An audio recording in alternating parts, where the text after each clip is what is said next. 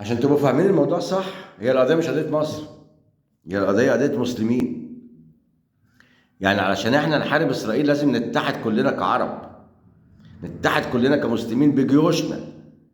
مش انا اخش احارب وانت تقول لي انا هدفع لك شويه فلوس وابعت لك شويه مش عارف ايه تضربني من ظهري زي ما حصل قبل كده. لا، احنا كمصر زي ما قلت لكم قبل كده احنا عملنا اللي علينا واكتر.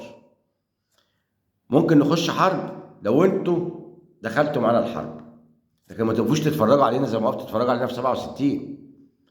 بل بالعكس، في واحده من الدول العربيه دعم العدوان علينا عشان احنا كنا بنحاربهم في اليمن. فاحنا لوحدنا ما ينفعش نخش، ولا انا بشجع القياده المصريه انها تخش في اي معركه، لان احنا يا جماعه كمسلمين مش متحدين زي ما هم متحدين. احنا متفككين في كل حاجه. احنا بنصرف فلوسنا على الهلس والحفلات، وبنسيب الشعوب العربيه جعانه.